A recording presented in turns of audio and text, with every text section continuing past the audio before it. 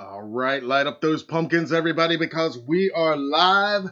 Let's see who else is awake and alive out there tonight. Happy Michael Myers Monday, everybody. Welcome to this week's live gathering with Halloween fans and fanatics and all of us that live and breathe and love all things Halloween in the Michael Myers movie franchise. Welcome to it, everybody. If you're new here, my name is Matt. We are Halloween Daily News, and this is Michael Myers Monday live, straight from HDN headquarters. And to all of my returning friends, what's up? Happy Michael Myers Monday, everybody.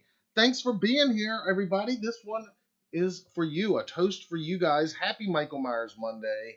If you're here, that means you made it through another week, you made it through another Monday, and that's worth celebrating in and of itself, if anything else is. So let's just start with a toast to that. You're here. Happy Michael Myers Monday, everybody. Thanks so much for being here. I already see some lively action happening in the live chat. I'm going to turn over here in just a second. Thanks for being here, guys. I think we got a fun one tonight. Phil is in here, of course. The great Patrick Ring is here. Dark Man Melvin has checked in with some pumpkins. I see Million Ideas is here. What's up, man? Adam is here, of course. Who else is in here? Jim Hopper. I like that name. Miguel is here. Thank you for being here. Byron, of course. My friend Sammy Gomez. Awesome. Very cool. Great to see all you guys. I think I saw David Suber check in earlier tonight. Lots of people here. Roman Duty TV is here. The Halloween Ghoul said hi a few minutes ago. Excellent, excellent, excellent. Very cool. Thanks for being here. Mia is here as well, I see. Happy Halloween. Happy Halloween. Happy Michael Myers Monday. Excellent, excellent, excellent. Thanks for being here, guys. I really appreciate it. Like I said, I think we got a fun one this week. We actually got a few Halloween Ends news items to discuss and to pour over here. We got a little bit of Halloween kills. I got a little HK report for you we're going to talk about. And we're going to take a look inside that new Halloween 78 art book that was just released a few days ago. And of course, at the end of the show, we'll do some Triple M shout-outs, and who knows, there might be another surprise or two thrown in there along the way. But that's more or less the agenda for tonight's show. It's weird calling it a show with it being live and so interactive. I feel like it's just kind of a gathering, a party. Like I always say at home, you don't have to make it a drinking game, but I tend to take a sip of my Michael Myers Mango twist whenever I say Happy Michael Myers Monday. So, boom, there you go. But handle it at home however you see fit. All right. As people are filtering into the live stream, I want to give you guys a quick show and tell of one of our coolest items in stock at our store, HalloweenDailyNews.com/shop. We're also going to have them at all of the upcoming conventions we're going to be at later this year. But right now, you can find this guy at our online store, HalloweenDailyNews.com/shop. And you've seen it. You love it. This is the officially licensed Halloween Kills Michael Myers mask by Trick or Treat Studios, released last year, of course. We've got a ton of these in stock right this minute. This is out of our newest shipment. You can see the burnt side really well. And you can see in the hair here, it's nice and charred up as opposed to this side, which is just a little gray from the ash, but still kind of posable. And of course, you can see the damage from 2018 film, and then of course from the fire as we meet Michael in the sequel in HK. So here we go, guys. $70 is the retail price. They are shipping as soon as you order. Like I said, we've got them in stock right now. And if you order, usually I do this for like a 24-hour thing when we're watching these. I'm going to stretch this one out. We're just going to say anytime this week, because a lot of people do watch the lives after the fact. So anytime this week before Sunday, 11:59 p.m. next Sunday, which would be May 15th, I believe. Anytime, as long as you let us know, that you watched this week's Michael Myers Monday live stream and saw me say this, we're going to throw a little something extra in the box along with this mask. And I'll do that for any of our Myers masks that we have in stock right now. We also have us 2018s. I think we've got 178 left right this minute. We don't have very many of those. We're going to be getting some more later this year. And of course, later this year, we are going to be getting the officially licensed Halloween Ends mask, also produced by Trick or Treat Studios. So as soon as we're allowed to start taking pre-orders for that, we're going to be taking pre-orders for that. Keep that in mind. We're going to be among the first to get our hands on that new mask when the time's right. And I've not seen it yet, but as soon as we're allowed to show photos, as soon as I get to see some photos and we're allowed to share them, of course, we'll be doing that as well. But we do have the HKs in stock right now, along with a bunch of other really cool stuff. Halloween wall decor, stuff from this franchise and from other franchises we love as well, like Trick or Treat and the Universal Monsters and Chucky and all that good stuff. We got fear fresheners, we got collectibles, we got action figures, and of course we got tons of masks. So check out our online store when you get a chance. HalloweenDailyNews.com/shop is where you'll find all of that stuff. All right. We're going to get into some news here in just a minute. Let me turn over to the live stream for just a minute here. See what's happening. Million Ideas says, got my HK mask last October for my birthday. Yes. Very cool. Jim Hopper says, Danielle Harris should be in Halloween 6, The Curse of Michael Myers. Yeah, they had to recast her role. Jamie Lloyd. Adam says the wall decor is awesome. Yes, Adam bought some of our H78 wall decor recently, and it is totally awesome. And we've got that as well as H3 decor and H4 decor in stock as well. Those sets are really affordable and really awesome. I'm not going to pull them out. I've pulled them out in previous weeks. Every week I try to do a little show and tell. Sometimes it's something new to my personal collection. Sometimes it's something that we've got in stock. Sometimes it's new in stock or a low stock alert. Sometimes it's just something that I haven't featured in a while. So I wanted to feature the HK since we're going to be talking a little bit about HK and mostly about these most recent 3 films here on the majority of tonight's live transmission. Larry has checked in as well. Awesome. Thanks, man. Thanks for being here. Phil is here asking if I'm coming out to Flashback Weekend. Right now, we don't have that planned. We are going to be at Scares the Care charity weekend in Williamsburg, though, the last weekend of July. We will be there. All right, everybody, let's pause in just a second. We have a super chat question here. This is from, Dapadream. $5 super chat. Thank you very much. Happy Michael Myers to you. So let me go ahead and address this real quick. Why do you think Laurie is the only person able of causing any physical damage to Michael? He's missing an eye and some fingers because of her alone. Very interesting. I hadn't really thought about that particular point in this current, run of the films, this current timeline, that his lasting damage is from her. Of course, the eye, we know from the 78 film, and now the fingers from 2018. That is a good point. The fire, I guess, damaging him on the outside, of course. We can't really see too much on the inside. Why, though?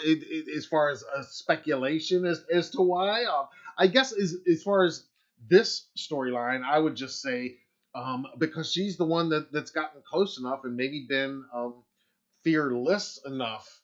She was kind of preparing for this for 40 years, and she was kind of the crazy old lady, kind of the Loomis role of like the crazy lady saying he's coming, and everybody in Haddonfield over the years, they probably took her seriously for a while, but then over the years, newer generations, younger generations, new implants who move into the town, they're not going to take her as seriously, not going to know the real story as much. Stuff's going to get mixed up in the mythology. But maybe because she's been so sharp at it and so prepared and so ready. I know you guys probably want more of a supernatural or answer, or maybe a sibling type answer. Um, uh, for me personally, I'm not going to go there as far as just a guess of why that might be explained in these films, because I don't think they're going to go there personally, but I could be totally wrong. Um, but that's just my thoughts. I hope that answers your question, Dopa Dream. And thank you very much for the $5 super chat. And just I'll go ahead and get this out the way now too. Super chats are enabled. You can drop that anytime. Every little bit helps, as I always say. We are not making a ton of money here at HDN, obviously. So every little bit of support helps us keep the lights on around here, so to speak, and keep everything going that we're doing. We also recently activated memberships on the channel, and I'll go ahead, and I wanted to do it at some point tonight, so I'm going to give a quick shout out to our most recent 2 members that joined during last week's Michael Myers Monday. I'm talking to JL and Lance. What's up, guys? Thanks for joining the Halloween Daily Club, and that's what we're calling memberships here on the channel. And all you gotta do, you just click click the join button down below, and that will tell you all of the perks and everything. And it's just one level. It's just $5 a month. It's mainly just a way to kind of show some support to the channel if you feel like it, if you can swing it. And there are some fun perks that are going to be in there. And eventually we are going to do like some members only live streams a few times a year. Probably like once a month once we get up and going and have enough members to do that. So just something to think about. And thanks to those guys for joining up last week. All right. Let's get into some news, shall we? I know that's what everybody's here for, some HN's talk. Adam says, cool shirt. Thank you. I appreciate that. William points out that he still wears Karen's damage as well. That's a good point. Yes, Karen's damage is visible on the mask. That is a good point. The gotcha shot. Adam asks if I'm doing anything this Friday the 13th. Right now we don't have anything set. I'll probably be watching a Jason movie or 2 that night, I'm sure, wherever I'm at, whatever's going on. But as far as here on the channel, don't have anything set right now, but keep an eye out. We might be making some announcements here soon. Jim Hopper says, I hope Danielle will come back to your live stream. Yeah, it was great having Danielle. She actually, we did a pre-recorded interview with her late last year. It was kind of our season finale interview.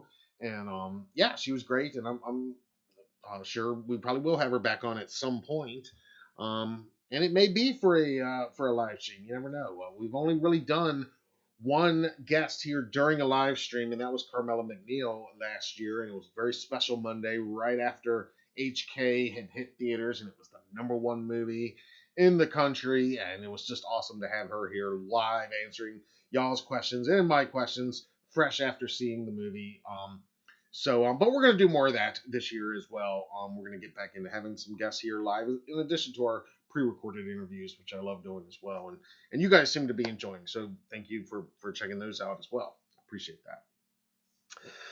All right, Protect Safes is here. Happy Michael Myers Monday. Excellent.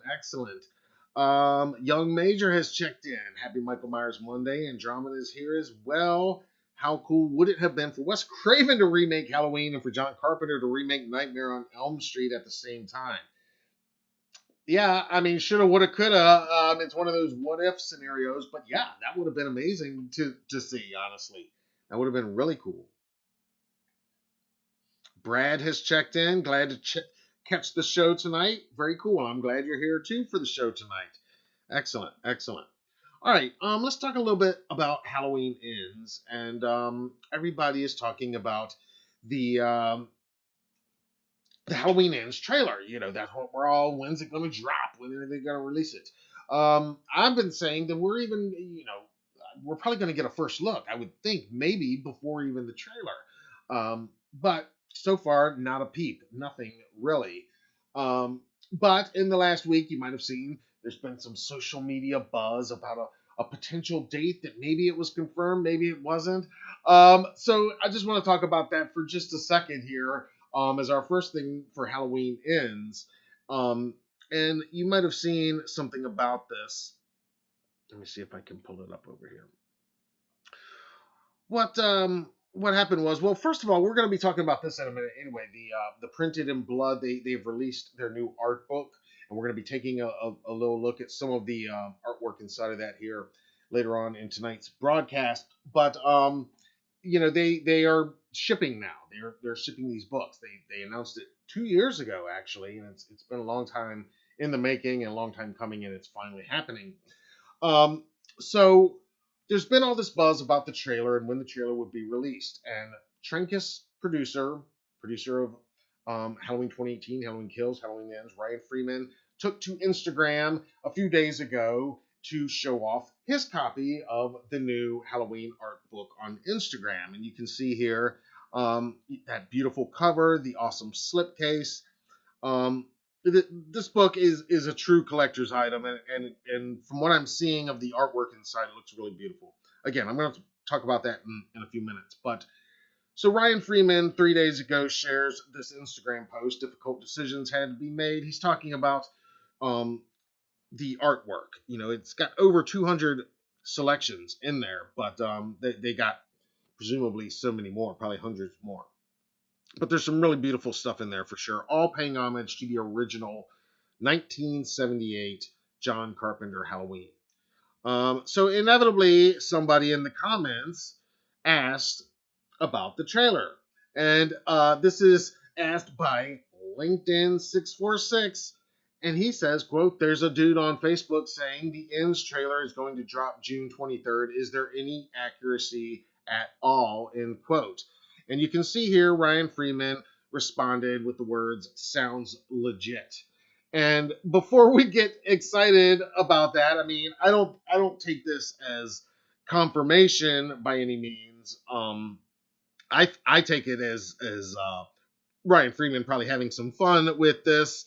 That, hey, there's a dude on Facebook and he's saying, yeah, that sounds real legit.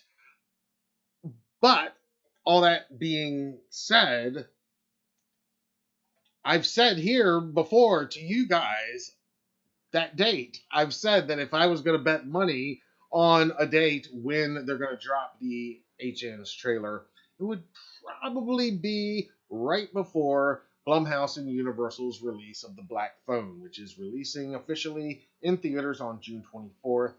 And I've even said the date, if I had to pick one day, let's just say June 23rd. So I know I'm not the only one that has made that educated guess, and that's all it really is. I don't have any inside info. I don't have a scoop on that.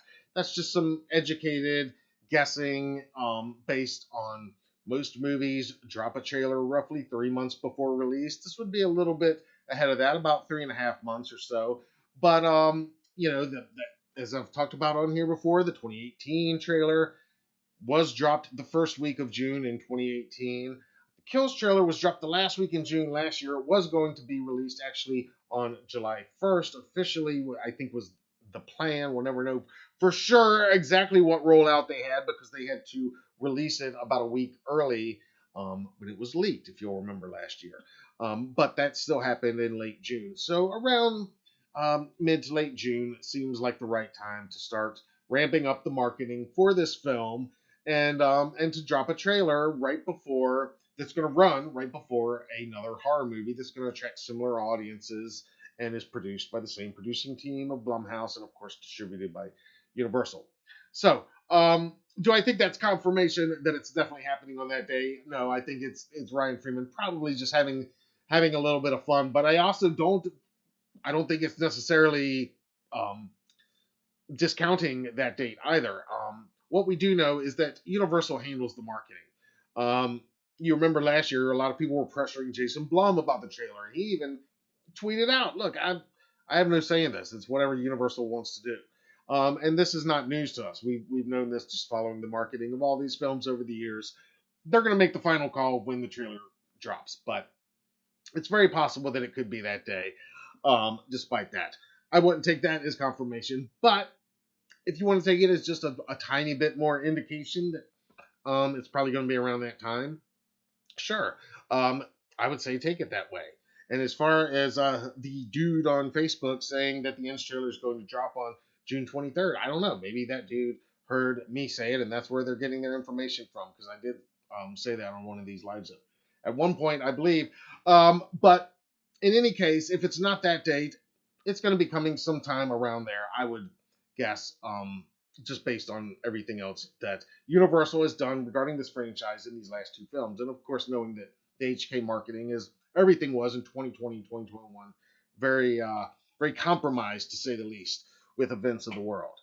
But, so there you go. You guys will chime in and let me know your thoughts on this. Do you agree with me that Ryan Freeman's more or less being a bit sarcastic here and having fun with LinkedIn 646? But then again, he I don't think he's necessarily lying. I think he's kind of being funny, but maybe it does sound legit, like about the right time that a Universal Pictures might drop a Halloween Ends trailer around that time. In any case, I still expect some kind of first look image, if not a poster, to be released before a trailer, and pretty much any day now, honestly. But you guys let me know what you think.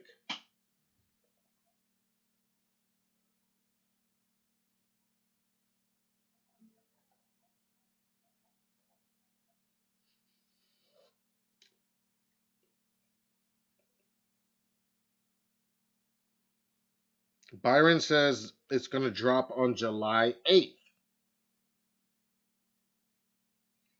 Are you basing that on anything as far as or you just that's just your guess? I mean, that would certainly make sense. I would say anytime um, from that last week of June to mid July, it's very possible. I don't think they're going to want to drop it on 4th of July weekend, but right after 4th of July holiday, I could certainly see them wanting to ramp up the marketing because Halloween is kind of the next big holiday after Independence Day.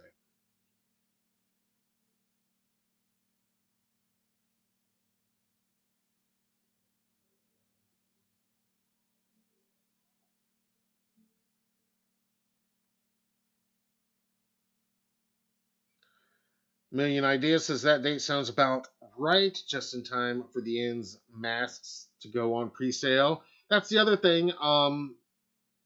Those pre-sales will begin, as I was talking about. They'll begin after that trailer is released. That's been exactly what Universal gave permission for. And again, that's not up to Trick or Treat. Trick or Treat has seen the masks. Our sales rep, one of them has seen the masks according to an email. And but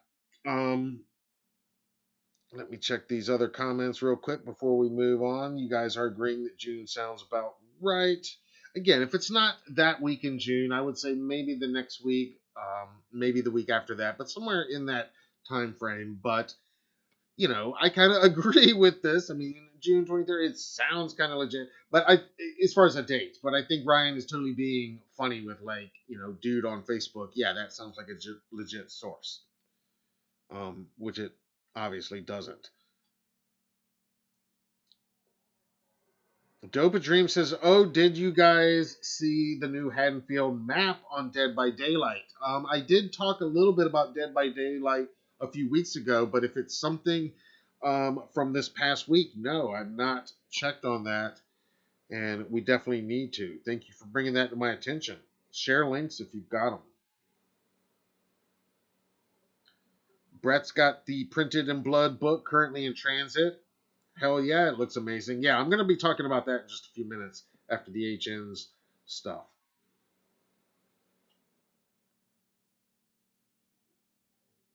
And Printed in Blood is in the live chat. Thank you for being here, Printed in Blood. Everything we are seeing from this book absolutely looks amazing. Can't wait to get my hands on one. Let's toast the publishers, shall we? At least the publisher's YouTube channel, Printed in Blood, apparently in the live chat right now. Thanks for being here. The book looks amazing. The artwork we're seeing looks amazing. I am going to talk about it a little bit more after our Halloween Ends update here. But a toast to you guys. I know it's been a long time coming, and there were probably some delays along the way, I imagine. So great job from what we've seen. And yeah, I'm gonna have to get my hands on one. If anybody wants to send us one, we do have our mailing address down in the description. Is that how you manifest things happening? I don't know. But anyway, we're going to get our hands on one eventually for sure. I can't wait. But Ryan Freeman has his right there. All right, another interesting Halloween Ends bit of news that happened this week. You might have seen that it was about a week ago on May 3rd, actually, last Tuesday. Jamie Lee Curtis and Jason Blum participated in a panel discussion at a conference for business entrepreneurs and business students, and it was called a killer conversation with Jamie Lee. A killer partnership is what it was. A conversation with Jamie Lee Curtis and Jason Blum, and they were talking specifically about their partnership with these last three Halloween movies. Of course, Jamie Lee Curtis not only reprising her iconic role as Laurie Strode, she is, of course, an executive producer on these films. So there's a lot to go over in the interview. They talked about quite a bit in this interview. Excuse me. Um, and so I took some notes. I took some notes on this. So we're going to talk just a little bit about what was said as far as this franchise, because I got to be honest with you, I didn't even watch this interview. It's about 30 minutes long. Excuse me. Pardon me, guys. Yeah, it's about 30 minutes long, and I didn't even watch it until earlier today. Because I honestly didn't really expect them to. I honestly didn't really expect them to talk a whole lot about the Halloween franchise, but that's pretty much all they talked about because that is their partnership. Um, so, like I said, I took some notes, and this is a bit of what was said. Okay, so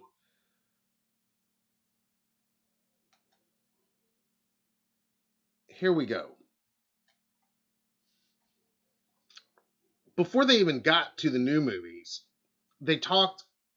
Jamie Lee Curtis talked about being in this franchise for 40 years, in and out of the franchise, and it was pretty interesting because they actually talked about Halloween '78, obviously, and she told the story that we all know of how Mustafa Akkad funded the film through Erwin Yablans, who produced, who hired John Carpenter based on Assault from Precinct 13. John Carpenter brought in Deborah Hill as co-writer and producer, who was his girlfriend at the time, and the rest is history. So she told that story. She told the story of coming back for Halloween 2. It was a direct sequel, and she felt like she owed it to the fans and the franchise. She talked about H2O 20 years later, coming back to that, and why she chose to come back to that to really celebrate the 20th anniversary of her career as well as the franchise. And she really thought that at that time she was going to be done when she signed on to the film. But in this interview, Jamie Lee actually addresses something that I've never quite heard her address quite as directly as she does in this interview. And so I'm going to tell you what she says. And it's about resurrection and about why resurrection kind of retcons how resurrection kind of retcons the ending of H2O, and how it came to be that Laurie Strode is killed off in the opening moments of Resurrection. So here's what she said at this May 3rd panel on H2O and Resurrection. Jamie Lee Curtis said, quote, "It involved the end of H2O, which I always assumed and understood that it would be the end of Mr. Myers. That was the reason for doing it 20 years later. And it turned out that there was legal maneuvering that we couldn't end Mr. Myers, if you know what I mean. And I was so angry because at this point, we were already in the process of making the movie." Speaking of H2O. She continues, quote, "I said, okay, you now have to pay me a sum of money that all you business people would be very impressed that I demanded for 2 days' work on the next movie," speaking of Resurrection, "where I," meaning Laurie Strode, "had to die. Because if I now have perpetuated the myth that Michael Myers is dead," she means. Unwittingly, she continues, I felt that then I needed to die. Laurie Strode would not be able to live with herself. So I did that resurrection movie for money. All right, so that's something there, not with these new films, but with Jamie Lee Curtis. I've never really seen her address that quite so direct. That she did go into H2O with the assumption that this would be the end of the Myers storyline. In production, she becomes made aware that they're definitely going to do a sequel, and this is how he's going to survive. So she realizes, okay, this ending of the movie, they're going to retcon that. They're going to, shocking twist in the next movie. So she plays the only card she's got and says, all right, bring me in long enough to kill off Laurie Strode so that she can take that with her. It sounds like now, and kind of claim that because Laurie Strode has, now, according to Resurrection, as she says, perpetuated the myth. The myth being that Michael Myers was dead, that she killed the wrong man, essentially, and that she couldn't live with herself. Which, again, hearing all of this from her, and you guys tell me if you've heard her speak on this particular issue before, but I thought it was pretty enlightening myself. But that's what she said about H2O and Resurrection, because the interviewer did push her after H2O. She was ready to move on to the Blum produced movies, and this interviewer did actually pull her back and remind her of Resurrection, and at which time she made those statements. All right, so now moving into Halloween 2018, this is what Jason Blum had to say when he was talking about putting together the 2018 Halloween film, which was happening behind the scenes in 2017. Jason Blum says that he first met with Malik Akkad to get him on board with letting Blumhouse do what they consider a Blumhouse version of Halloween. Malik was on board. The next step was to meet with Carpenter, and Blum says that he met with him for 17 minutes in Carpenter's office. And when he left, he didn't think that John was going to say yes. But this is what Jason Blum says. He says that at this meeting with John Carpenter, he was only in his office for 17 minutes. He says at the 15th minute, quote, Jason Blum told Carpenter, quote, look, John, they're making this movie. They're going to make this Halloween, and they're going to make it with or without us. But if they make it with me, I'm making it with you. And if they don't make it with me, I don't want to make it with you. It's totally up to you what you want to do. I actually left, and I was sure he was going to say no, but his agent called me the next day, and he said, you know what? I'll give it a whirl. And so began, for me, a new partnership. We got this terrific writer-director, David Gordon Green, and David, I don't think, would have done it had John not been involved. And it worked out terrifically well for all parties involved, and I'm very proud of the movies. We made 3 of them, and the third one I'm about to see in 2 weeks. I haven't seen it yet, end quote. All right, so right there, Jason Blum revealing that he has not yet seen a early cut of Halloween Ends. This was recorded just about a week ago. Like I said, it was last Tuesday, May 3rd, when they recorded this. Actually, it was last Tuesday. I think that was May 2nd. Was the date. But whatever day it was. What day was that? It was May 3rd. Yeah. That's the date they were recording it, I believe. Anyway, it was last Tuesday.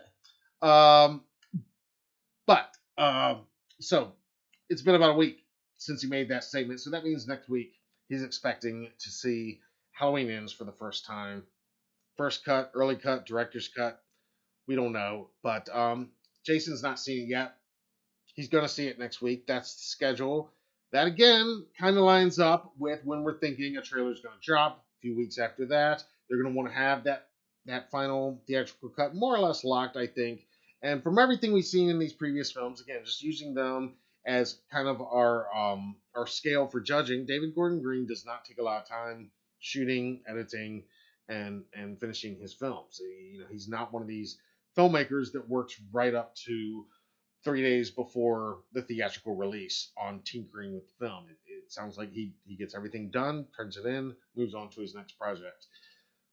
So I don't think they're going to be editing very long, and I think it's totally realistic that by end of June, late June, this film is going to be pretty much locked for its release, and they're going to be able to cut those trailers no problem, if not before then.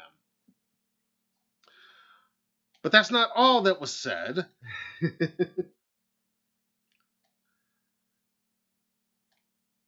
Now, this is something else that Jamie Lee Curtis said that I've had to remind you guys, not so much you guys watching Michael Myers Monday Live, but I feel like I have to remind some viewers sometimes and just some people when they get so obsessed with, oh, Jamie Lee Curtis said that fans may not like this, or she said this is going to upset people. And this is Jamie Lee Curtis again, just a few days ago, reiterating what I've reminded you guys about before.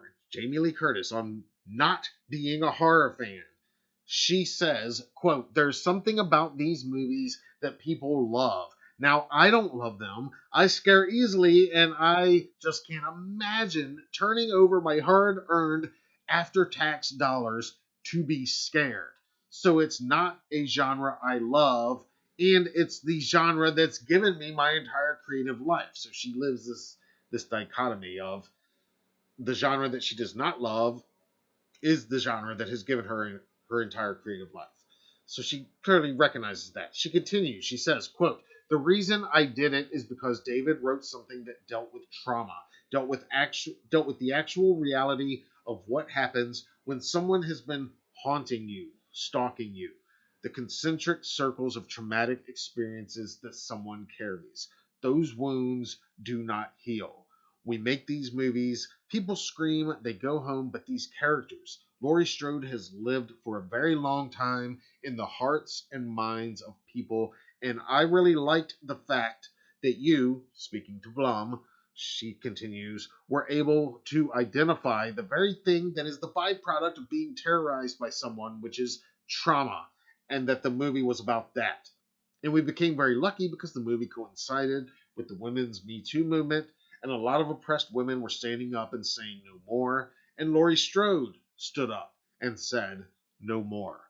I think that sort of confluence of those two things certainly catapulted the movie to success that I'm not sure any of us imagined." End quote.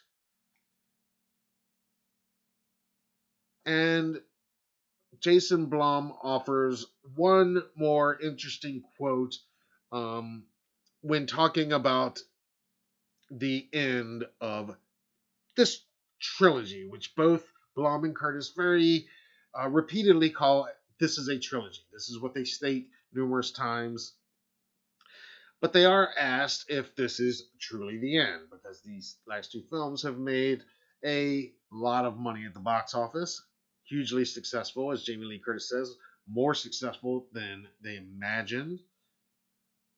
So is it truly the end? Jason Blum's response, reiterating again something that we're all fairly aware of here, but this is Jason Blum's exact quotes. He says, quote, "The rights revert to our friend Malik, and what he does now, I would be hard pressed to believe that at some point he won't look at those rights and think maybe, but who knows?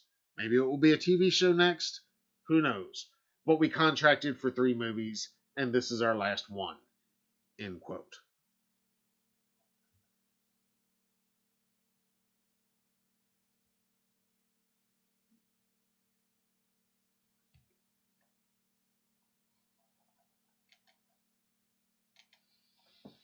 All right, so lots of interesting comments to come out of that.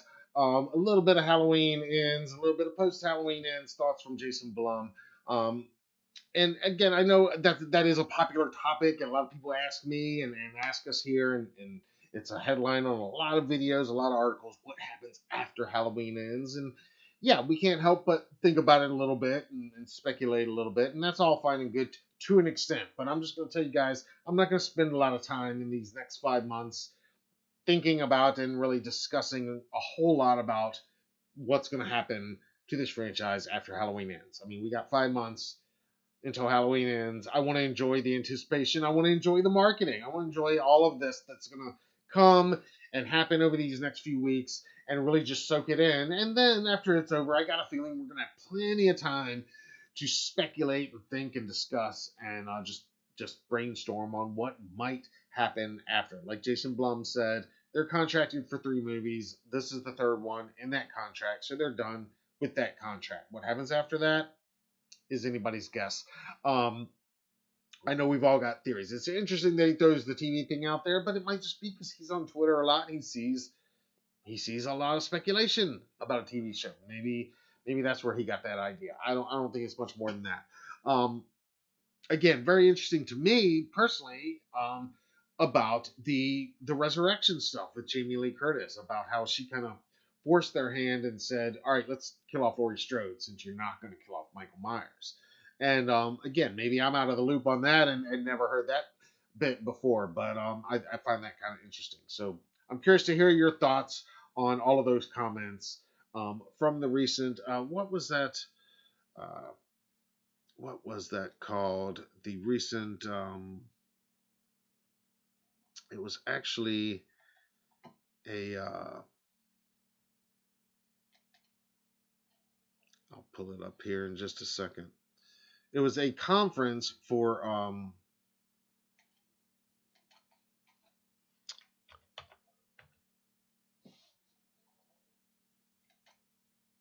business students, business people.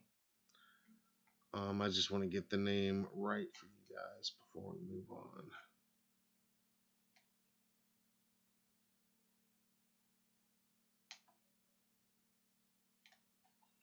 Well, I'll put it down in the. Yeah, it was the Milken Institute. It was the Milken Institute that hosted that panel on with Jamie Lee Curtis and Jason Blum. Um, I've got to make sure get that credit right. All right, let's turn over here to live chat for a minute while I catch my breath.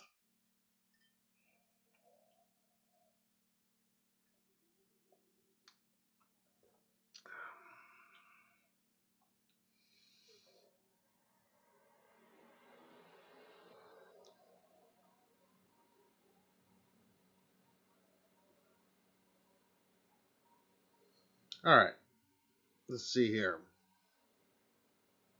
Um,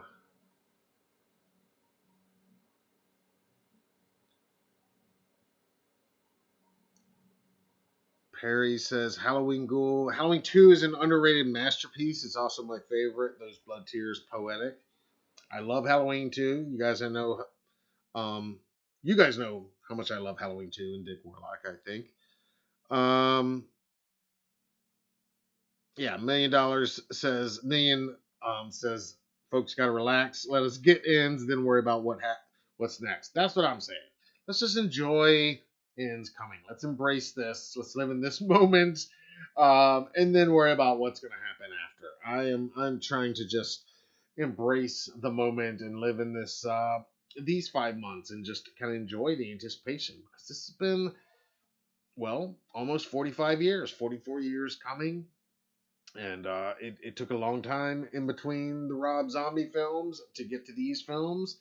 It was 9 years from Rob's H2 to the 2018 film, so it's gonna be a little while before whatever happens next happens. I got a feeling, and so we're gonna have plenty of time, plenty of Mondays to have nothing but what's next type discussions and what if they, yeah, we'll do all that, but let's not worry about that so much right now. Let's see here. A lot of people loving Dick Warlock in H2. Very cool. Very cool. Yeah, it had some of the best music. It had the whole thing. Adam says horror is hot again. Horror is always hot, I think. I mean, it does kind of come and go the trends within the genre, maybe. But yeah, it's always a big time. And whenever people go through like really stressful times, I think, horror like getting on a roller coaster. It's that release, that adrenaline release. All right. We do have one other little Halloween ends item that I want to bring to your attention.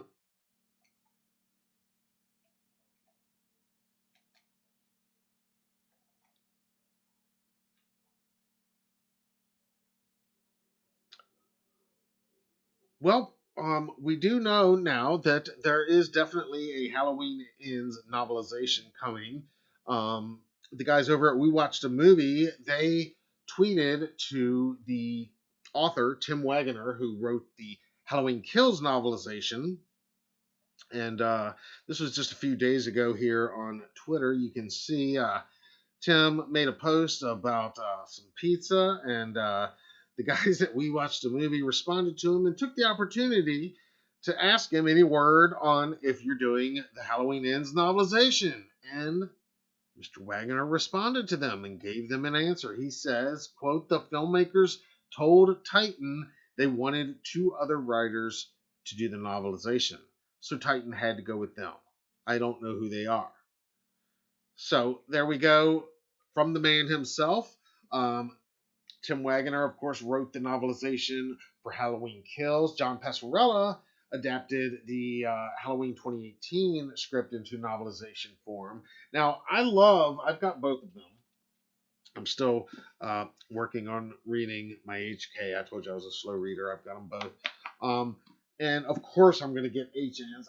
I love that they're releasing the novelizations of these films. First of all, let's just talk about how amazingly awesome that is, because that's kind of a lost art in a lot of ways. It used to be a big thing. The first four Halloween films all had official novelizations released right around the time of their theatrical release. And so it's a nice kind of vintage, warm throwback that Blumhouse and Universal are making it happen for these most recent films and the new one. Now, the fact that it's going to be a different writer, it's not hugely surprising considering they changed writers from the first two books. I don't know why. Whatever that decision. What's interesting to me, though, is Tim's response that the filmmakers wanted two other writers for the new book. That's a little interesting to me, because the filmmakers wanting this makes me feel like so David Gordon Green and his team want to maybe choose the writers. And if that's the case, I'm wondering if it might be two of the co-writers of the Halloween Ends script. I'm talking about Chris Bernier and Paul Brad Logan, who co-wrote Halloween Ends with David Gordon Green. They are both new to this franchise. They did not work on Halloween Kills or Halloween 2018. And the only reason it just sprang to mind that it might be the two of them is because they specifically, Tim Wagoner in that tweet response, he specifically says that the filmmakers wanted two other writers. So just interesting to me that the filmmakers kind of wanted to pick the writer this time, and that there's two of them. So maybe it's these two guys. Maybe they want this novelization to be even more reflective of the actual film than the first two, maybe. I'm taking notes on the HK novelization of all the little differences and the places where Tim Wagoner kind of was able to go a little bit further on the scene, in certain scenes and sequences than the film does. Give us a little more background on some things. It's all very interesting, and that's a whole other conversation we could have another night, as far as the actual how much canon is a novelization of a film, when it does have some slight differences sometimes, and sometimes some extra things, sometimes just some alternate things. That's a whole other conversation we could have another time. You guys can kind of talk about it amongst yourselves down there. But I did find that interesting, and I appreciate Tim and We Watched the Movie, those guys, for getting that answer from him, and just cluing us in that there is another novelization coming, which shouldn't be a surprise. I'd be highly disappointed if they didn't. Be like, what the fuck? You did the last two. Um, and I just love that they're doing that. Again, just as kind of throwback to the first four movies, which were all received novelizations, and many of the films of that era, the 70s and 80s, did. So I love that, and I also love kind of the Easter eggs in them when you read them, and kind of the differences and exploring all that. It's more of this universe. I can never get too much. Um, but I am curious who these two writers are, and very curious if it might be the same two guys that worked with David Gordon Green on the script for HNs, in which case that would make a lot of sense and would explain why maybe they want that. Maybe some of these differences they want to kind of control and know that, okay, if it's going to be in there and it's not in the film, it's something that we definitely, approve of, so to speak. So there's that. But you guys can let me know what you think about that.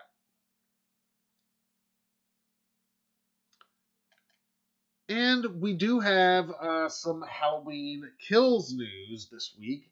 You might have seen this as well. This also broke on May 3rd last week. But the man himself, John Carpenter, received an award, a 2022 Box Office Film Award for Halloween Kills soundtrack. And he received this award from the American Society of Composers, Authors, and Publishers. And here he is on his Facebook page. Again, from the American Society of Composers, Authors, and Publishers, the 2022 Screen Music Awards, John Carpenter wins top box office film for his soundtrack to Halloween Kills. Of course, composed and performed by not only John Carpenter, but also his son, Cody Carpenter, and godson, Daniel Davies, his bandmates on all of his solo John Carpenter albums and tours, and the Halloween 2018 film, the Halloween Kills film, and soon, very soon, the Halloween Ends film. They also composed the soundtrack to the upcoming Firestarter, which drops on VOD and in theaters this Friday the 13th.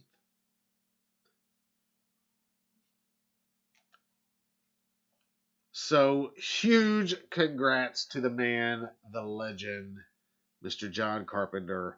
Very well deserved. I mean, fans might be divided on various aspects of these recent movies.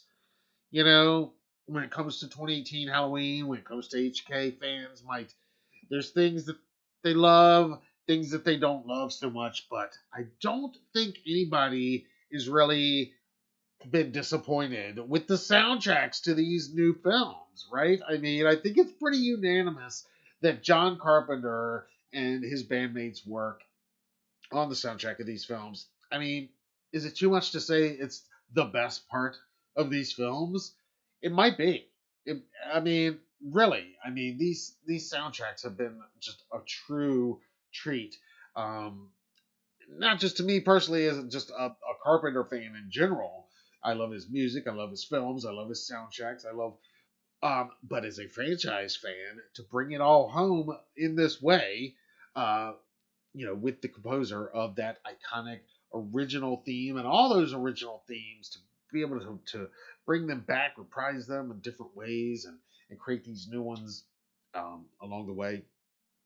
Yeah, I don't think anybody I've heard from has been like, yeah, maybe it was all right, but that soundtrack sucked. Yeah, nobody's saying that.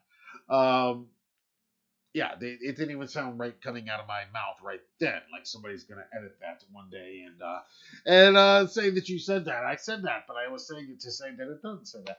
But it doesn't even sound right coming out of my mouth because it's such a false statement, false narrative. But yeah, congrats to John Carpenter on winning the award for Halloween Kills. Very well deserved. And up next, we're gonna be keeping an eye on the Fangoria Chainsaw Awards happening this Sunday, May 15th. It's going to premiere on Shudder, and then it's going to be released uh, presumably on YouTube and social media and so forth.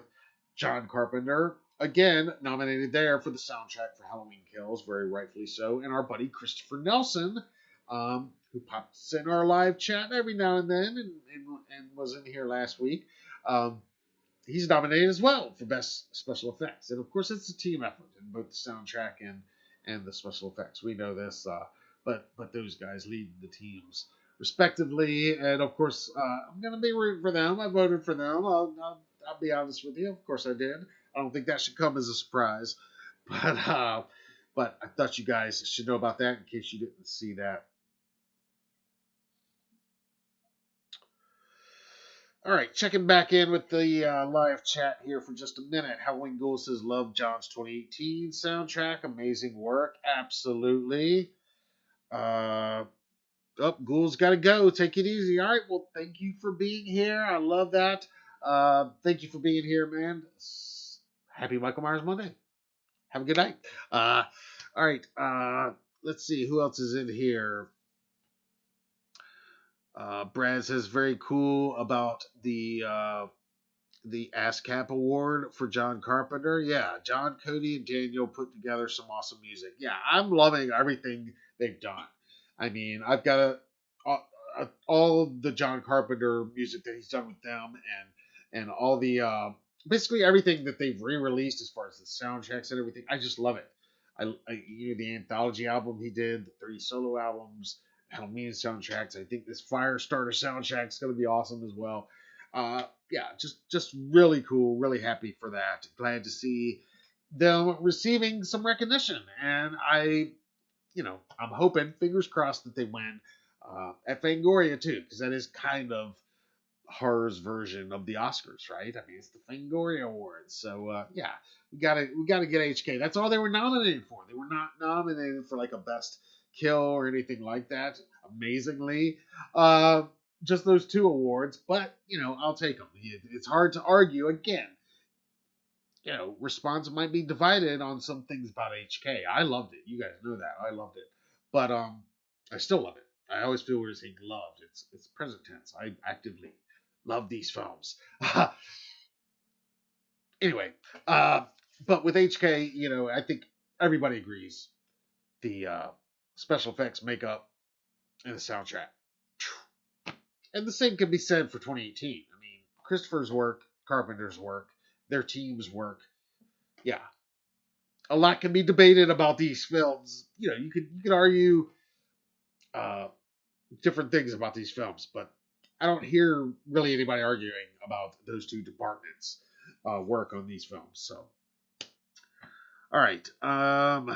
Let's see who else is in here. Ghoul says, I keep thinking Laurie will be killed off at the start of Ends. That would be kind of that could be cool, like a Psycho type thing, or Drew Barrymore, which was kind of a go back to the Psycho type thing.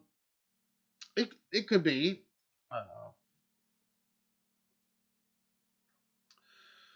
Let's see. Larry says, happy Triple M to Hopper. Awesome.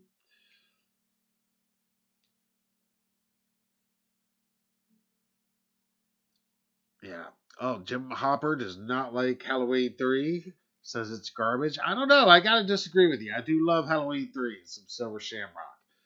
$1 Million Eyes says, I keep telling people this about Jamie Lee Curtis. She scares easy, so her comments make sense coming from her. Exactly. All of her comments make sense coming from her, and she said it again there. And that's why I always keep pointing that out to people. That I think that one sentence, one comment, like a year ago, people got hung up on. Oh, it's going to piss people off, and that's not even exactly what she said, if I remember right. But the point that I've always made is she's not a horror fan, so I don't think she's got a very good barometer or knowledge or database of what we as horror fans are gonna like. And she just said last week, that again, reiterating that she doesn't like scary films. She can't see spending her hard-earned money to be scared. That's not a fun emotion for her. Meanwhile, the rest of us, we're over here like, yeah, that's the greatest escape of all. It's a roller coaster. It's a movie. It's a haunted house. Scare me so I know I'm alive. We get that. She doesn't understand, and that's fine. Not everybody. It's not for everybody. We get that too. We can agree it's not for everybody. Uh, but yeah, when she's like saying what might upset or not upset fans, not being one, she's not going to have a great grasp on that. So just keep that in mind. She's clearly grateful for us. She knows that, yeah, I mean, this genre gave her a career, which it absolutely did.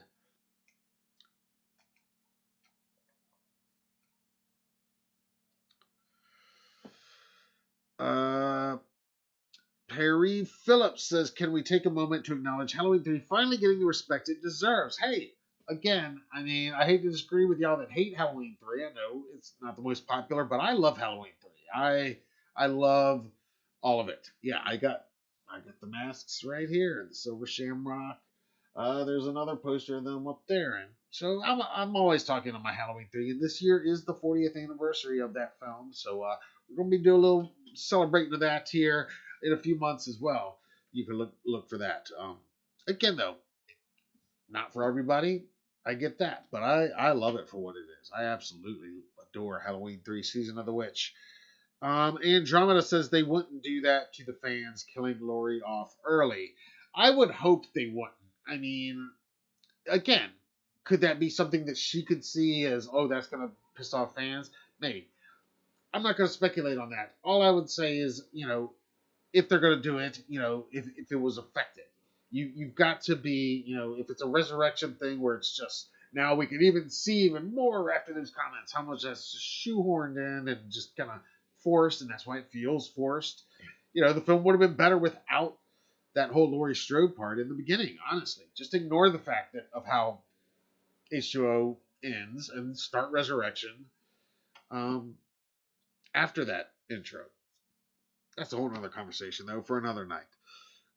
Million says the actress who played the nurse Michael killed with the scalpel at the end of H2 also said these movies are fun to make, but not fun to watch. Yeah, I mean, a lot of the people that star in these films don't have to be fans of them. That's, that's nothing new. I mean, they're doing a job. But I do think people tend to forget that when they're talking about some of her quotes about the franchise and just some of her feelings about it. I mean, yeah, just take it with that knowledge that she's not one of us in the sense that she's not a horror fan. She doesn't live and breathe this franchise the way we do. It's just and she says that over and over and has for many years. So yeah, people do forget that. All right. Another news item I said we're going to talk about is the release of the Halloween art book from Printed in Blood. And this is a really wicked looking collectible. It's got well over 200 pieces of brand new original artwork inspired by John Carpenter's original 1978 Halloween by artists from all over the world. And many of these artists are people that you and I probably already follow on Instagram and Twitter. Some are fairly well known, others are not. And it's just great what they've put together. I've not seen the actual book itself. It just was released a few days ago, and it's officially shipping now.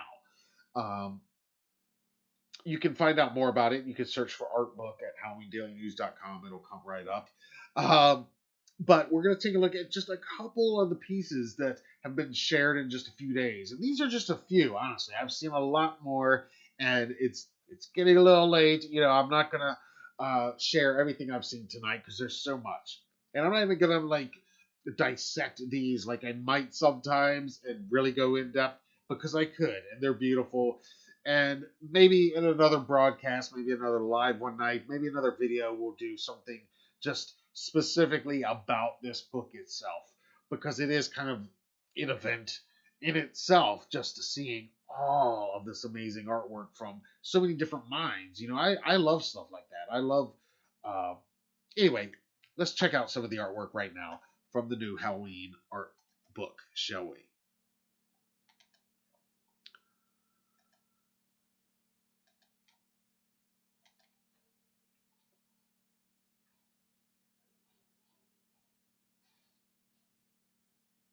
All right. So again, going over here to Printed in Blood's Twitter feed from a few days ago. Um, Actually, this was from earlier today. Excuse me. Let me start that again. Going over here to Twitter to Printed in Blood's tweet from earlier today on Michael Myers Monday, fittingly enough, of course. They are giving us Halloween in May. They say it's just like Christmas in July in the tweet. I say it's better than Christmas in July because Halloween is every day, and Halloween in May, Halloween in July, Halloween whenever is better than Christmas anytime. So they give us 3 more pieces that haven't been shared yet, and this first one features art by Studio Seppuku or Seppuku, and again, this is just one illustration of how badass this book is. This artwork, immediately stunning. I could sit here and talk about it for 10 or 20 minutes easily. I'm just going to go through these kind of quick. And again, we're going to have to do another gathering and really give some of these pieces their due. But really great artwork here. This first one, I believe, is Studio Seppuku. Oh, this next one, actually, this might be Studio Seppuku, this first one here, I believe. And again, just wild. I love the leaves. I love the blood on the leaves. Great looking mask in the background. Just the red accents around it. That I believe is Studio Seppuku. Uh, this second one, I believe, is by artist Dave Dorman. Just Michael lurking, doing what he does. The fall foliage, the warm fall colors, and all you can really make out of Michael is all you really need to make out to see the shape over there, the knife, bit of that mask. Just amazing, just beautiful. And again, this one we started, I believe this is actually by Corbin Kern is the artist, I believe. And if I've got those artists mixed up, I apologize in advance. But you can find all of these beautiful pieces inside the new Halloween art book that is out now from Printed in Blood. This one here is another one inside the book. This was uh, shared also on Twitter by artist Sam Gilby. He says, thrilled to be able to reveal my contribution to Printed in Blood's official Halloween art book. And this one was actually shared by Jamie Lee Curtis this week as well. And again, paying homage to that classic scene, the keys, oh no, the keys. You guys know what I'm talking about. But great work here, beautiful artwork. Again, I love the opening credits pumpkin just down there in the corner, just enough to pop in to make an appearance. Just beautiful work, and one of those scenes that really just illustrates and immediately sets you up for, oh yeah, it's that film. um, Another one here. This in one of the groups I'm a member of. These guys, the artists are actually twin brothers named Nick and Matt Glebe, and they shared 2 pieces that they have included in the art book. This first one here, of course, Michael carrying Annie. Really cool, dramatic rendition of this. One of, again, just those most iconic images from the original 78 film. And then their other one that they shared is this image that they call Get Your Ghost. And of course, we got Michael lurking over PJ Souls as Linda there. And I don't know. I kind of got to say that they might have taken the sexiest scene in Halloween and amped it up and made it even sexier. I think PJ Souls would love this though, honestly. And yeah, what a cool shot of the shape lurking over her shoulder right there. Again, all of these pieces of artwork are just a taste, just a small, tiny fraction of the amazing artwork that is inside this new Halloween art book uh, based on John Carpenter's 1978 classic. And it is officially out right now from Printed in Blood. And here is their website. This is printedinblood.com, where you can order this bad boy. Here's the official cover. There's some of the artwork inside that was released a while back when the project was first announced. Just really beautiful stuff there. You guys let me know what you think in the live chat and in the comments below. Are you going to be purchasing this book? I know some of you have already said you've already ordered it and it is in transit. I can't wait to see it.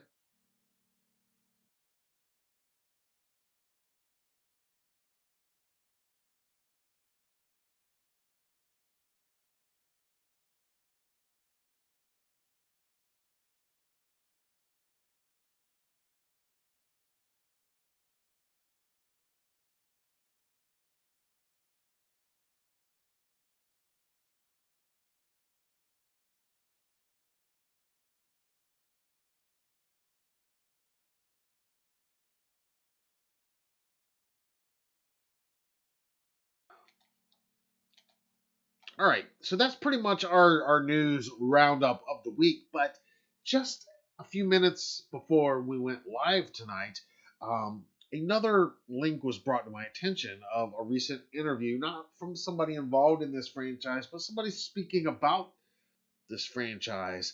And I'm just going to share a little bit of this clip here. And what we have here is Mike Myers, the comedian, Wayne from Wayne's World, talking about having the same name as Michael Myers. A lot has been made about this over the years. A lot of speculation, a lot of talk, a lot of confusion for some people. So this is a brand new interview with Mike Myers promoting his brand new Netflix show. And let's just go over here and take a look at what I'm talking about, and you'll see here.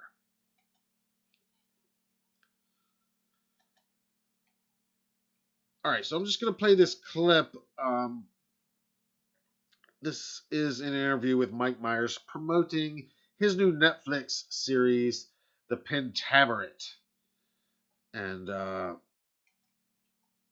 the interview is conducted by Chris Van Vliet. Interviewer is Chris Van Vliet, and he asks Mike Myers the question that I think we've all wanted to ask him over the years. So let's hear what he says. Check it out. Characters, I've always wondered, Mike, what's it like when you share the same name as a very famous horror movie character? It's so, I didn't grow up as a public person, like I grew up in a very working class house in Toronto, and I get on Saturday Night Live, which is exciting, and then I go to cash a check from NBC Saturday Night Live. I went way back when to the Chemical Bank. I don't know if you remember that. And I went, and the cashier said, "Michael Myers, you're not going to kill me, are you?" And I was like, so I'm on a TV show, and the name of a mass murderer, fictional though he might be, has already happened. But surprisingly, people don't remember the Michael part as much. They tend to remember the Mike part. Yeah. But no, it was kind of a really? Oh, well. Just grateful to be on Saturday Night Live. I mean, and look at the career you've had. Unbelievable. Thank you. You make me as a Canadian very. Okay, and there you can see the interview continues, but there you go. Mike Myers, for the first time I've seen anyway, publicly acknowledging that he does share name with the world's most famous badass fictional serial killer in horror movies, right? All right, that's our news for this week. Before we go, though, we are going to do some shout outs real quick. And I try to do this a couple every week. We're retweeting, we're reposting, I'm putting them up in our stories a lot. Michael Myers Monday hashtag. Coming up on 10 years since we've been doing this. We did launch HDN in 2012, almost 10 years ago this September. A year after that, we launched the hashtag Michael Myers Monday, started it on all the socials, and over the years, it's taken on a life of its own. And so now, every week, there's tons of memes and GIFs and all kinds of fun stuff posted. Some people have adopted the hashtag to be inspirational, not just celebrating their fandom. But that's always at the heart of it, is of course celebrating Michael Myers and all things Halloween movie franchise. So, with that in mind, let's head over to Twitter right now. This first one comes to us from Autumn Love on Twitter. She says, "Happy Michael Myers Monday." And there we have Michael with his preferred kind of bookmark, I guess. Speaking of badass artwork, this one comes to us from the Mad Gorilla. 175 days, they say. Here's my latest concept teaser poster for Halloween Ends on Michael Myers Monday. And yeah, this is a really sweet concept poster. I love.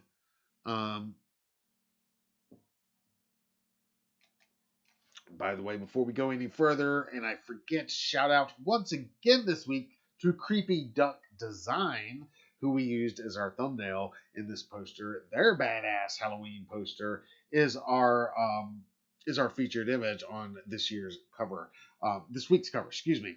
And if he's going to keep putting out killer Halloween Ends posters every week, like I said last week, I'm probably going to keep using them as our cover photos until we get some official art. But I might be using some of these other artists too, like the Mad Gorilla, because this one I really love. Y'all know how much I love H2, and so this HN is really paying tribute to that. Art by Victor Diaz. And here's some more concept art for Halloween Ends. I believe this one was created by Diamond Dead on Instagram. That's what the watermark on the poster says anyway. Hopefully the wrong person didn't watermark it, but this one was tweeted out today on Michael Myers Monday by Terror in the Isles, at Isles of Terror. And they are very good, very loyal at giving us our daily update every single day on how many days we have to wait until Halloween Ends is released. And today makes 157 days until Halloween ends. And you know, I don't really get big into the countdowns. I don't get big into counting down to October 31st because you know it's kind of our thing that every day is Halloween, right? Halloween Daily. That's kind of our thing of like why limit it to just October 31st. Yes, that's the biggest day, the best day, the holy day, if you will. But you know, I don't get usually too big into the countdowns to October 31st.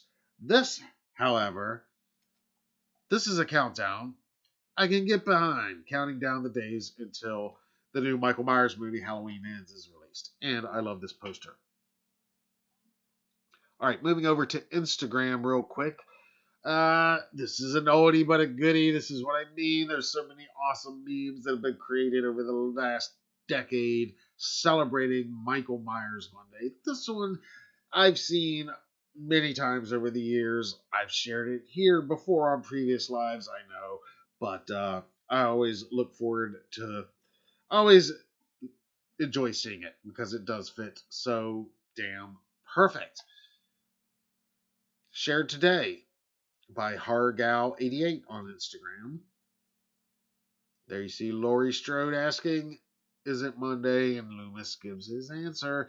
As a matter of fact, it is. And of course, her reaction is kind of like most of our reaction on Monday, except for when you remember, oh yes, but that means it's also Michael Myers Monday. So I got that to look forward to tonight. All right.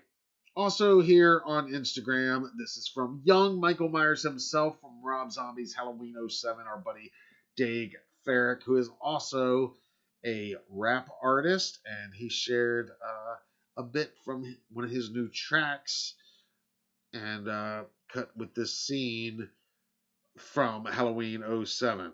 Here, I'll let you hear a little bit of his track. I've been that killer, I've been that villain, been that dealer, flipping packs with my tit for a quarter and let me suck her tits? Watch your back, yeah. Better watch your neck. I'm that killer on that track, shit, you might end up next.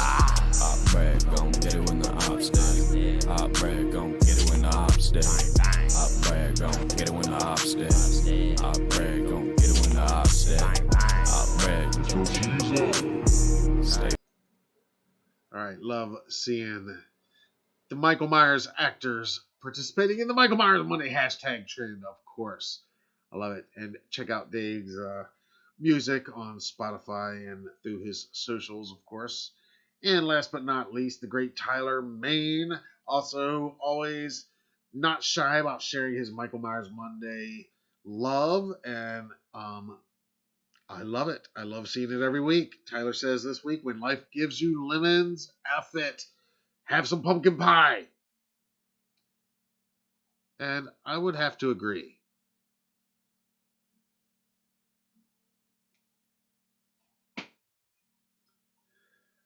All right, that is Michael Myers Monday shoutouts for this week. Feel free to tag us in your Michael Myers Monday post. Definitely use the hashtag so we can find you. If you tag us, we're definitely going to see it even more. And I'll do my best to get you retweeted, get you posted up in our IG stories. And who knows, maybe you get a shout out here on a Triple M Live. I like Perry here is saying, follow this connection. Dana Carvey was an extra in Halloween 2. Later, Dana Carvey would star opposite Mike Myers, Eerie. I do like that connection. Very interesting. And I'd love to talk to Dana Carvey one day about that. I mean, that's one of the interviews that I would love to secure one day somehow, would be to interview Dana Carvey. I mean, just because I think he's awesome in general, but I would have to talk about Halloween 2 and get what I think are the first quotes from him about that particular film. Has he ever commented about it that anybody knows? If you're watching this and you have ever seen or read Dana Carvey talking about his experience working on Halloween 2, I would love to see it. But that is an eerie coincidence, and I like where you're going there. Young Major says, dope live. Keep it going. Thank you so much, man. You know, I really, really appreciate that. It means a lot.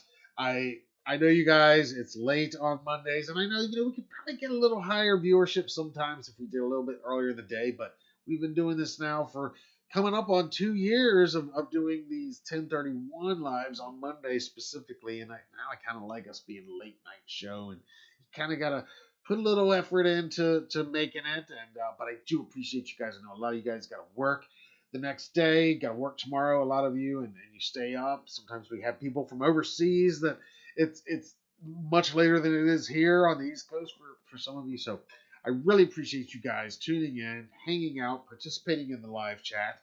If you're watching after the fact, I definitely want to hear from you as well. Don't be shy. Let us hear your comments down let us hear your thoughts down in the comments below. And as always, you can find out more about pretty much everything we've talked about anytime at HalloweenDailyNews.com. Adam says, Matt is Mr. Halloween. Yeah. Hey, I'll take it. Thank you. I love that. Kansas says, Michael Myers is being controlled by Silver Shamrock in HN's prediction. That would be a pretty wild way to wrap this up. But, hey, I could be here for it.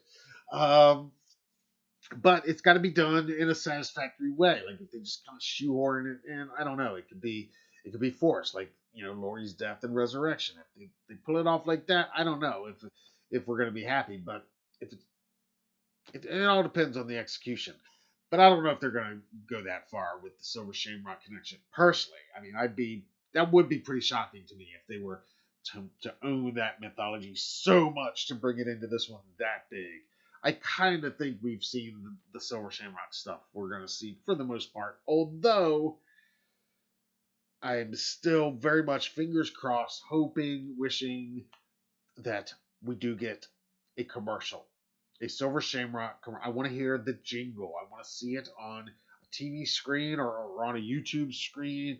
And it doesn't have to be the one we all recognize. It could be like a 2022 version. Have it, kind of modernized in some way. Like how they took Laurie's song she's singing to herself, I Wish I Had You All Alone, and they made an actual country song kind of circa 1978-ish for the soundtrack of the 2018 film. That's what I'm saying. I want them to do that with the Silver Shamrock jingle. Or use the classic old one. Maybe it hasn't changed in 44 years. That's fine with me too. Some things never change. But that I'm hoping for as far as a Silver Shamrock connection in this. Personally, I don't think they're going to incorporate the mythology of it that much to where that's been controlling Michael, like Ken says. Hey, though, that could be a wild ending. That could be satisfactory if they can pull it off. That remains to be seen. My personal take on it, though, is they probably won't lean into it that much. But man, if I could just get a Silver Shamrock ad playing on like somebody's computer, playing during a YouTube, they're waiting to watch something on YouTube, or maybe even hear it on radio. We've been hearing all this radio tower talk. There's supposed to be, the radio tower is going to play some kind of significant role in Halloween Ends. So maybe we'll hear a Silver Shamrock commercial on the radio at least. I'd be plenty happy with that, given the screen time that the Masks got in the previous two films. Bring it home with a commercial on the radio. I'd be happy if that's where it ends with these three movies. If they want to carry it further, hey, I'm open to that too. Y'all know I love H3. But Bill says totally. Andromeda says, yay, Matt. Thank you. I appreciate that. Ian's update says, happy Michael Myers Monday. Happy Michael Myers Monday to you. Phil's got the lit pumpkins. I love it. Brad says Halloween 78 is a masterpiece of a film. One of my all-time favorite movies. Same here. Absolutely a masterpiece. And absolutely one of the greatest ever made. I mean, it is my favorite horror movie, but for sure. I mean, but yeah, definitely a masterpiece. Even in its imperfections, Carpenter's cigarette smoke blowing in frame as they're coming to the hedge where Michael has disappeared. Even imperfections like that in the film. PJ Souls tripping over the dolly track in the Myers house. Not in the Myers house, in the Wallace house. But those imperfections have made it, are part of that masterpiece now. And that's something to be learned too, that sometimes these films, even their imperfections, help live in that masterpiece of them as well. And they just wouldn't be the same without them. So absolutely, gotta agree with that. This is a fun show. Always good to tune in. Thank you, Brad. I really appreciate that. That is awesome. That is so cool.